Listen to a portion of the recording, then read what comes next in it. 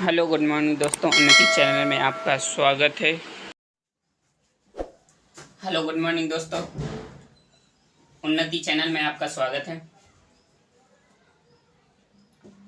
कल हमने मैथ का टॉपिक पढ़ा था। मैथ के साथ साथ हम स्टैटिक जीके भी लेकर चलेंगे और आज हमारा स्टैटिक जीके में कॉन्स्टिट्यूशन यानी संविधान का हम टॉपिक पढ़ने वाले हैं। संविधान में लगभग बहुत सारे 395 अनुच्छेद हैं।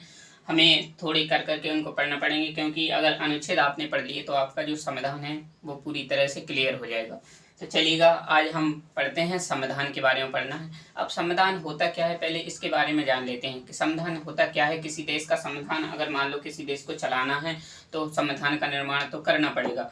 तो संविधान क्या होता है, पहले हमें इसकी डेफिनेशन, क्योंकि संविधान पढ़ने जा रहे हैं तो हमें उसकी परिभाषा तो हमें क्लियर होना चाहिए। तो चलिएगा कि संविधान होता क्या है। तो संविधान क्या है, किसी राष्ट्र का क्या होता है, लिखित और अलिखित दस्तावेज होता है। मतलब जैसे हमारा जो देश का है वो क्या है, लिखित संविधान है और सबसे बड़ा संविधान है हमारे इंडिया का। इसके बाद ये है अलिखित दस्तावेज भी हो सकता है। किसी किसी देशों का क्या है, अलिखित मतलब लिखा नहीं होता, फिर भी क्या होता है, एक मान्य किया जाता है, जो क्या होता है जनता और सरकार को नियंत्रित करने का काम करता है। अगर संविधान नहीं होगा तो क्या होगा, जनता इसके रूल्स नहीं पढ़ पाएगी और इसके अनुसार नहीं चल पाएगी, और सरकार को नियंत्रित, यानी सरकार अगर कुछ गलत काम यानी संविधान से हटकर अगर कुछ कार्य करती है तो संविधान इन पर क्या लगाती है, प्रतिबंध लगाने का प्रयास करती है। ठीक है, अब हमें पढ़ना है इसमें कितने भाग कितने हैं, 22 भाग हैं और 395 अनुच्छेद हैं। अब 395 हमें बहुत ही इम्पोर्टेंट अनुच्छेद हमें पढ़ना है और आज हम मतलब अनुच्छेद लगभग 20 से 25 अनुच्छेद आज हम कवर करेंगे। और हमारी वीडियो को शुरू से लेकर लास्ट तक जरूर देखना है, जिससे कि आपको पूरी वीडियो समझ में आ सके। ठीक है, चलेगा, हम अनुच्छेद को स्टार्ट करते हैं। तो सबसे पहले हम अनुच्छेद 1 की बात करते हैं। अनुच्छेद 1 में क्या लिखा है, यानी भाग 1 में कितने अनुच्छेद हैं, 4 अनुच्छेद हैं, 1 2 3 4 हैं। तो अनुच्छेद 1 में कहा गया है कि क्योंकि अनुच्छेद 1 जब संविधान का निर्माण होगा तो उसमें क्या होंगे, राज्य होंगे और यूटी होंगे। तो ये होगा संघ और राज्य क्षेत्र होंगे। तो उसमें यही कहा गया है, तो पहले में संघ का संक्षिप्त नाम होगा और उसका राज्य क्षेत्र होगा। यानी उसका संक्षिप्त नाम क्या होगा, संक्षिप्त नाम उन्होंने कहा है अनुच्छेद 1 में लिखा है कि संघ का जो संक्षिप्त नाम होगा वो क्या होगा, इंडिया होगा। और उसका राज्य क्षेत्र क्या होगा, राज्य क्षेत्र उन्होंने अभी वर्तमान कहा है 28 राज्य और कितने हैं, 8 केंद्र शासित प्रदेश हैं। ठीक है, क्लियर है। ये बहुत ही इंपॉर्टेंट क्वेश्चन है कि अभी वर्तमान में कितने 28 राज्य हैं और 8 केंद्र शासित प्रदेश हैं। अब उन्होंने कहा है अनुच्छेद 1 तो हमने पढ़ लिया। अब अनुच्छेद 2 में क्या कहा है कि नए राज्यों का प्रवेश और उसकी स्थापना। नए राज्यों का प्रवेश कैसे, कि हमारा जो इंडिया है, इंडिया में हम किसी दूसरे क्षेत्र को शामिल करना चाहते हैं, किसी विदेशी क्षेत्र को शामिल करना चाहिए, तो हमें किस अनुच्छेद के तहत, अनुच्छेद 2 के तहत हमें क्या करना पड़ेगा, संशोधन करना पड़ेगा और उसकी क्या करना पड़ेगी, स्थापना करना पड़ेगी। अब अनुच्छेद 3 में कहा गया है कि नए राज्य का निर्माण करना तथा उसके क्षेत्र और नामों में परिवर्तन करना। यानी देश की सीमा के अंदर ही जो अपने जो राज्य होते हैं उनसे अन्य राज्यों का क्या करना, निर्माण करना। यही क्या कहलाता है, अनुच्छेद 3 कहलाता है। नए राज्य का निर्माण और उसके क्षेत्र और नामों में परिवर्तन। जैसे कि अभी राज्य बात करें तो जैसे आंध्र प्रदेश से कौन बना, तेलंगाना बना।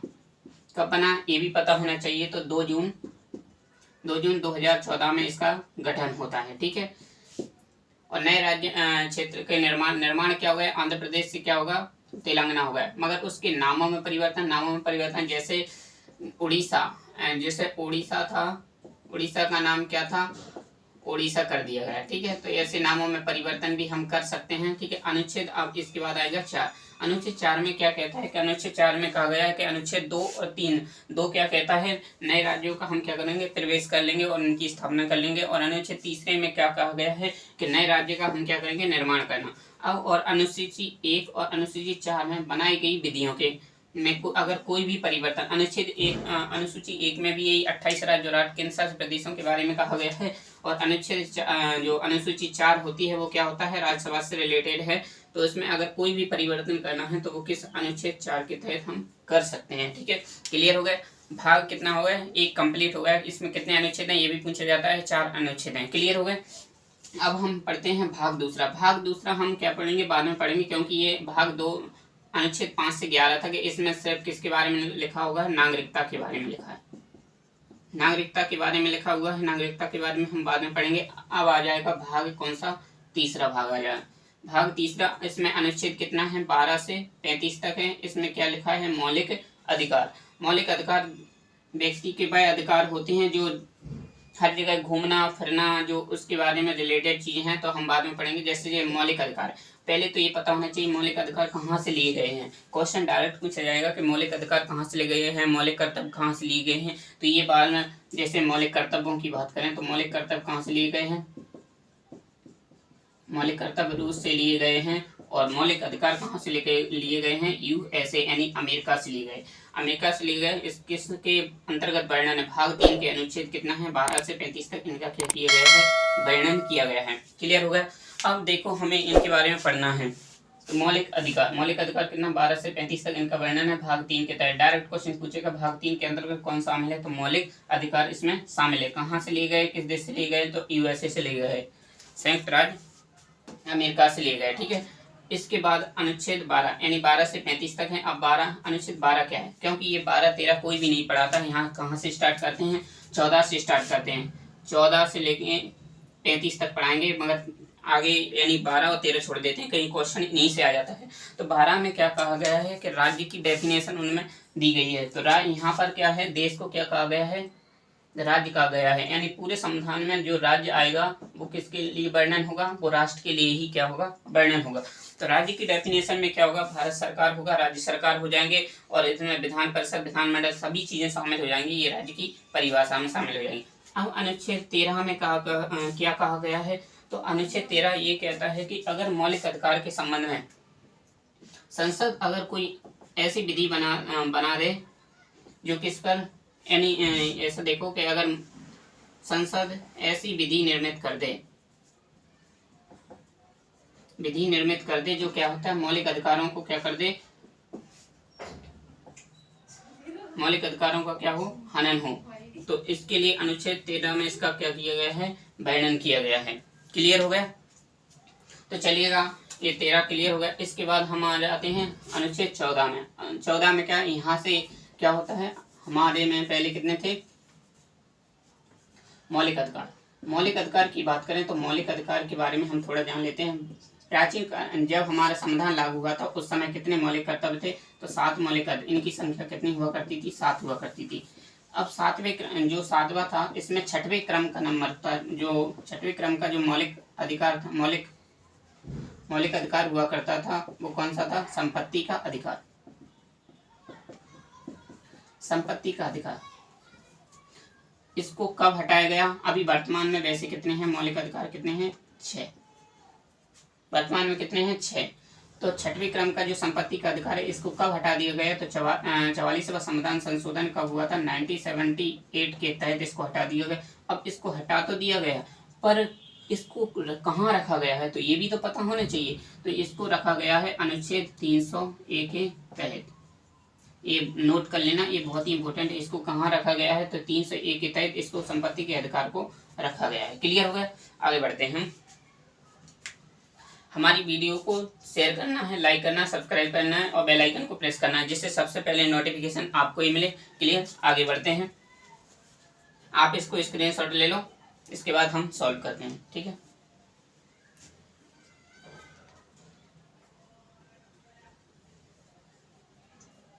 चलिएगा।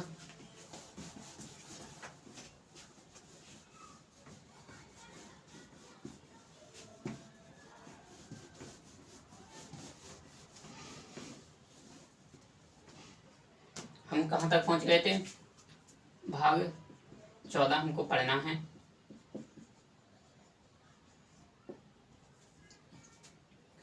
पहले तो देखो इसमें 6 मौलिक अधिकार हैं, तो 6 मौलिक अधिकारों में से पहला मौलिक अधिकार कौन सा है, हम इनकी क्या है विशेषता में पढ़ सकते हैं। तो पहला है समता या समानता का अधिकार।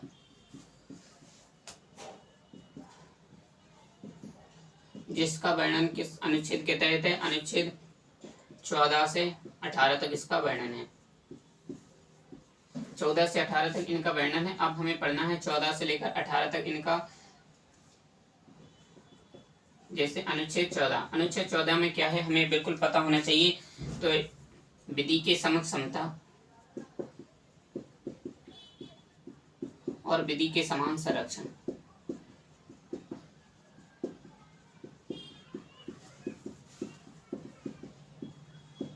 विधि के समक्ष समता और विधि के समान संरक्षण। अब ये भी पता होना चाहिए कि विधि के समक्ष समता कहाँ से लिया गया है और विधि के समान संरक्षण कहाँ से लिया गया है, क्योंकि ये क्वेश्चन में डायरेक्ट पूछा जाता है, या यूपीएससी तक पूछ चुकी है इस क्वेश्चन को। ठीक है, तो चलिएगा हम आगे पढ़ते हैं।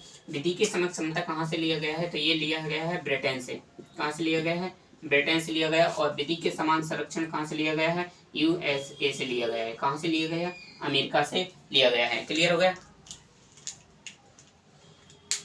ठीक है, क्लियर हो गया। अब अनुच्छेद कितना है, अनुच्छेद पढ़ते हैं हम 15। अनुच्छेद 15 में क्या कहा गया है, तो ये इसमें लिखा गया है कि सार्वजनिक स्थलों पर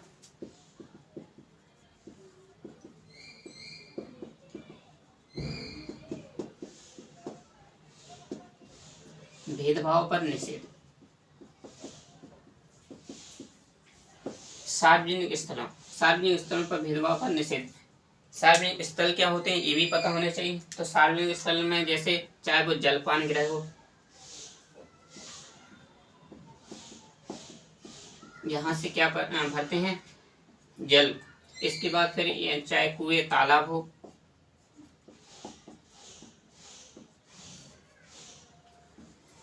किसके आधार पर इसको क्या है, भेदभाव नहीं किया जाता है। लिंग, जाति, धर्म,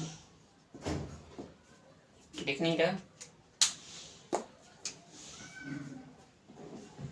लिंग, जाति, धर्म, मूलवंश आदि पर उन्हें रोका नहीं जाता। आदि के आधार पर रोका नहीं जाएगा। ठीक है, क्लियर हो गया। तो ये सार्वजनिक स्थलों पर भेदभाव पर निषेध। आप कहीं भी जा सकते हो, इन कारणों से आपको कहीं भी नहीं रोका जाएगा, चाहे वो जलपान गृह हो, चाहे वो कुएं और तालाब हो। क्लियर हो गया, आगे देखते हैं। क्लियर हो गया। अब आगे इसी में 15 में ही एक 15 और 3 और बहुत ही इंपॉर्टेंट है, इसको पढ़ सकते हो। ठीक है, अगर राज्य चाहे तो, अगर कोई भी अपना एक राज्य है, राज्य जैसे 28 राज्य और 8 केंद्र शासित प्रदेश है, अगर कोई भी राज्य है वह अगर चाहे तो सार्वजनिक स्थलों पर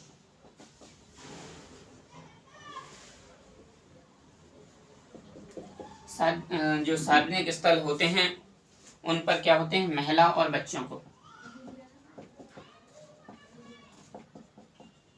महिला बच्चों को क्या कर सकते हैं, विशेष उपबंध कर सकते हैं।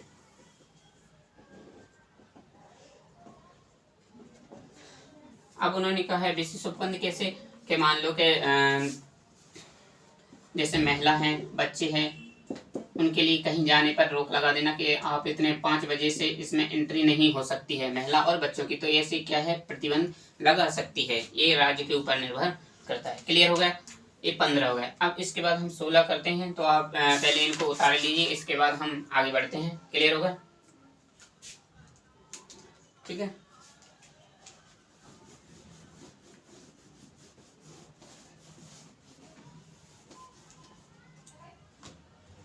अभी हम कहाँ तक पहुंचे, 15 हो गए। अब अनुच्छेद कितना आता है, 16। अनुच्छेद 16 क्या कहता है, तो 16 में देखना है कि लोक नियोजन के अवसर में समता। लोक नियोजन के अवसर में समता कैसे, लोक नियोजन के अवसर में डायरेक्ट हम इसको इतने बड़े से लिखने के बाद हम लिख सकते हैं सिर्फ नौकरियों में क्या करना, समानता। नौकरियों में सभी को क्या समान क्या होगा, समानता होगी। ठीक है, और इसके बाद हम इसी में 16 के अंतर्गत एक है 16(4). 16(4) में उन्होंने एक और कहा गया है कि जो राज्य होगा वो SC और ST को, SC ST को क्या करता है, नौकरियों के अवसरों में, नौकरियों के अवसरों में विशेष संरक्षण विशेष उपबंध कर सकता है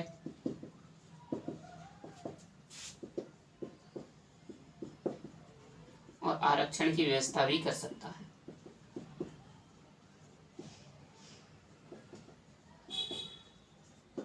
आरक्षण की व्यवस्था भी कर सकता है। क्लियर हो गया? ये 3 नंबर का भी क्वेश्चन बन सकता है। पीएससी में आपको ये क्वेश्चन पूछा जा सकता है कि 16/4 बताइए। तो इसमें कहा है कि राज्य क्या होगा, SC/ST को नौकरियों में विशेष उपबंध कर सकता है और आरक्षण की व्यवस्था भी कर सकता है। वो सिर्फ किसके लिए? स्पेशल SC/ST वालों के लिए। ठीक है, अब आगे अनुच्छेद 16/4 है। अब 16/5 भी ये नया जोड़ा गया है। नया जोड़ा जाने के पश्चात इसमें क्या है, जो स्वर्ण वर्ग होते हैं, जो स्वर्ण वर्ग होते हैं, जो EBS बोलते हैं, जैसे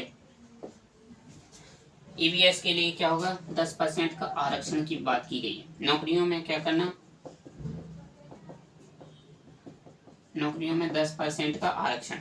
अब जो स्वर्ण वर्गों के लिए 16/5 जोड़ा गया है, जिसमें क्या है 10% का आरक्षण दिया, ये कब जोड़ा गया, ये भी क्वेश्चन पूछा जा सकता है। तो 103वां संविधान संशोधन कब है? 103वां संविधान संशोधन कब हुआ? तो 2018 में। कब हुआ? 2018 में। ये इसको नोट पॉइंट कर लीजिए, ये कभी भी एग्जाम में पूछा जा सकता है। ठीक है, IIMP लाइको। ठीक है, तो यहाँ तक क्लियर हो गया। ये 16/5 है, स्वर्ण वर्गों के लिए है 10% आरक्षण नौकरियों में। इसे कब जोड़ा गया? 103वां संविधान संशोधन 2018 के तहत इसे संविधान में जोड़ा गया। क्लियर हो गया? इसको उतार लीजिए, इसके बाद हम आगे बढ़ते हैं। ठीक है, क्लियर हो गया?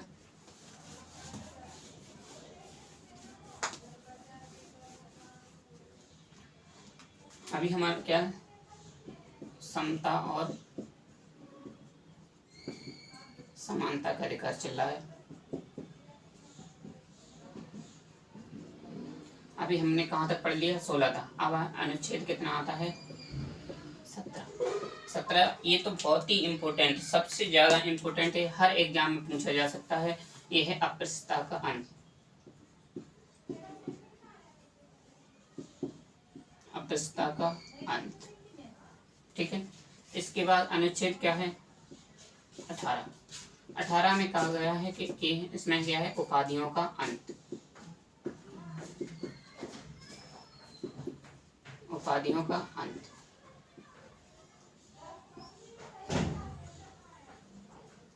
उपाधियों का अंत कैसे, कि कोई भी, सिर्फ किसको छोड़ेंगे, सेना या फिर किसी को, जैसे कि बात कर सकते हैं जैसे शिक्षा, इनको छोड़ करके, सेना और शिक्षा को छोड़ करके कोई भी उपाधि प्रदान नहीं करेगा। कोई भी प्रदान नहीं की जाएगी, और ना ही किसी देश की उपाधि, जब तक कि क्या है, राष्ट्रपति की सहमति ना हो। सहमति ना हो तब तक विदेश से कोई उपाधि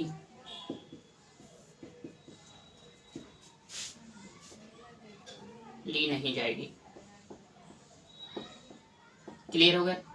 उन्होंने कहा है कि उपाधियों का अंत, उपाधियों सिर्फ सेना और शिक्षा को छोड़ करके, क्योंकि इन चीज़ों में क्या है, उपाधियाँ दी जाती हैं, ली जाती हैं, और इसमें और अन्य कोई उपाधि धारण नहीं करेगा। अगर कोई विदेश से कोई उपाधि धारण करता है तो इससे किसकी अनुमति लेना अनिवार्य होगी? राष्ट्रपति के द्वारा अनुमति देना अनिवार्य होगी। क्लियर? ये है अनुच्छेद 18। आगे बढ़ते हैं। ये है समता का अधिकार। ये 14 से 18 तक था, तो हमने इसको कवर कर लिया। अब इसके बाद हमारा क्या आता है?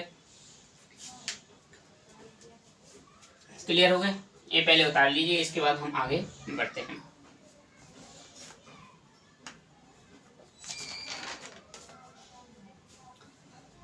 ठीक है, आगे बढ़ते हैं।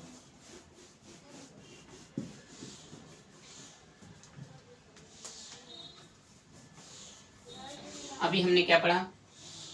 पहला, समता या समानता का अधिकार।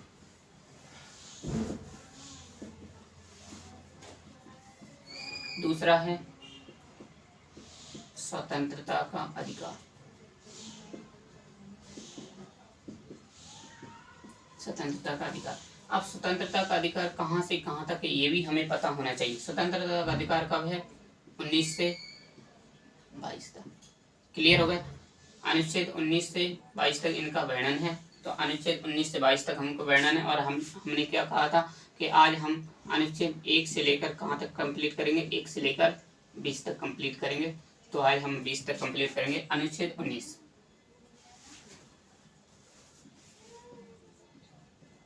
अनुच्छेद 19 में बहुत ही इंपॉर्टेंट है। इसमें कितने प्रकार की स्वतंत्रता प्रदान की गई है तो ये भी हमें पता होना चाहिए। तो ये कितनी है?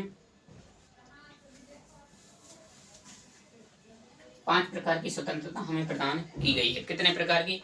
5 प्रकार की हमें स्वतंत्रता प्रदान की गई है। पहले कितनी थी? 6 प्रकार की स्वतंत्रता प्रदान की गई थी। ठीक है। तो इसके बाद हम क्या करते हैं? 19 पॉइंट ए में लिखते हैं। ए ये बहुत ही इंपॉर्टेंट है। एक क्वेश्चन पूछा जाता है। सबसे पहले 1A में क्या होता है? वाक्य एवं अभिव्यक्ति की स्वतंत्रता। वाक्य एवं अभिव्यक्ति स्वतंत्रता। वाक्य एवं अभिव्यक्ति की हमें क्या करना है? स्वतंत्रता। ठीक है। वाक्य यानी होता है बोलने की स्वतंत्रता होगी। अभिव्यक्ति की स्वतंत्रता यानी इसी में आ जाएगी प्रेस की स्वतंत्रता भी आ जाएगी। क्वेश्चन डायरेक्ट पूछ लिया जाता है कि प्रेस की स्वतंत्रता किस अनुच्छेद के तहत होती है? तो 19A के तहत प्रेस की स्वतंत्रता होती है। ठीक है। अब एक ये हो गया। अब 19 यानी 1 का B हो गया। इसको याद करने का तरीका कैसे है? ए यानी होता है 1 नंबर। हाँ, जब हमें बोलते हैं तो हमें ऐसा बोलना चाहिए कि वो लोगों के लिए 1 नंबर लगे कि इससे बेहतर कोई बोल ही नहीं सकता। तो इसको याद करने का तरीका जैसे ए से क्या होगा? वाक्य एवं अभिव्यक्ति की स्वतंत्रता यानी बोलने की स्वतंत्रता। बी आ गया। बी यानी होता है सभा। सभा करने की स्वतंत्रता। सभा या सम्मेलन।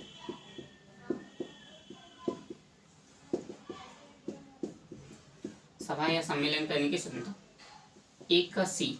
अब सी इंपोर्टेंट, बहुत ही इंपोर्टेंट है। इसमें क्या होता है कि जो संघ है या किसी प्रकार का क्या कर सकते हैं? संगठन बना सकते हैं। लोग बाग जो हैं वो किसी प्रकार का क्या कर सकते हैं? संगठन का निर्माण कर सकते हैं। संगठन का निर्माण कर सकते हैं। संगठन का निर्माण करेंगे। अब एक का सी हो गया। अब होना चाहिए डी। क्या होता है? तो डी में क्या होता है? संचरण या फिर विचरण की स्वतंत्रता। अगर कोई भी व्यक्ति कहीं भी घूम सकता है, विचरण कर सकता है, तो ये इसका क्लियर हो जाएगा। ठीक है। अब हमने क्या किया? घूम लिया। अब हमें क्या करना है? निवास करना है। तो ये क्या होगा? इसके बाद हमें कहीं भी हम क्या कर सकते हैं? निवास कर सकते हैं। निवास करने की स्वतंत्रता।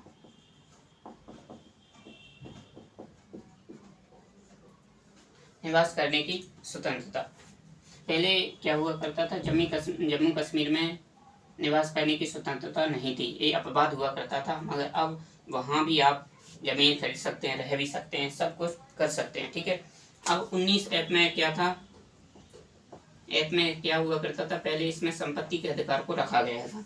संपत्ति के अधिकार को रखा गया था। यहाँ से संपत्ति के अधिकार को क्या किया गया? स्थानांतरित किया गया। संपत्ति के अधिकार को स्थानांतरित किया गया। ठीक है। इसके बाद 1G यानी जीविकोपार्जन। जीविकोपार्जन करने की स्वतंत्रता।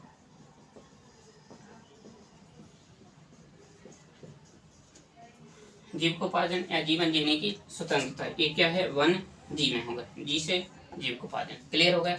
अब आगे देखते हैं। ये है अनुच्छेद कितना है? 19।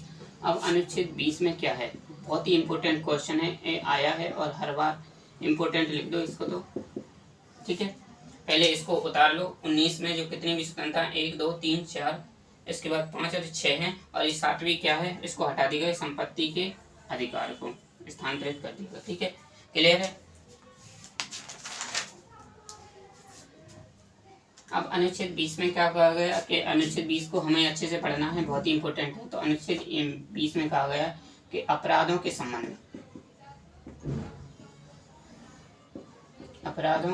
में 2 सिद्धि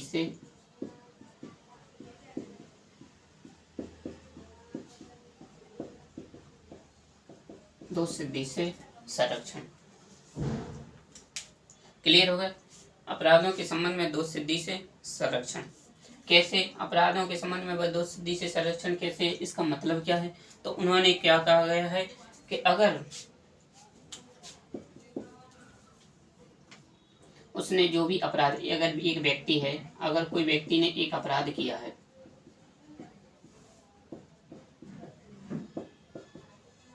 कोई अपराध किया है, तो उसके लिए एक बार ही सजा मिलेगी।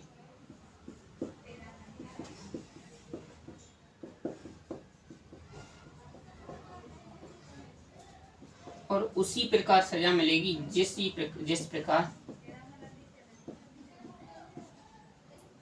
जो विधि में, जो उस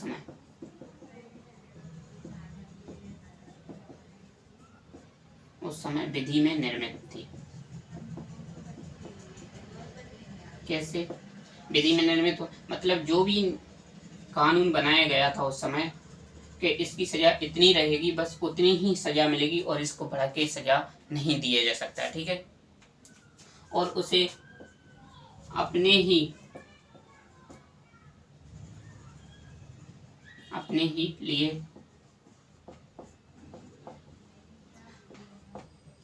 लिए क्या होता है, गवाह चुनने का अधिकार रहेगा। भाई खुद अपने अगर नहीं देना चाहे तो वही नहीं दे सकता, ठीक है। यहाँ तक आपने को ये याद नहीं रखना है, बस आपको कहाँ रखना है, ये रखना है, अपराधों के संबंध में 2 सिद्धि से संरक्षण आपको याद रखना है, ठीक है। क्लियर हो गया? आपको समझ में आया? हमने 20 आज अनुच्छेद याद किए, कल हम फिर से 20 अनुच्छेद आपके लिए सामने ला कर आएंगे, ठीक है। हमारी क्लास को लास्ट तक जरूर देखना है, लाइक करना, सब्सक्राइब करना, बेल आइकन को प्रेस करना, जिससे सबसे पहले नोटिफिकेशन आपको ही मिले। और कमेंट्स लिखकर जरूर बताएं कि आज हमारी क्लास आपको कैसी लगी है। चलिएगा, कल फिर मिलते हैं। जय हिंद।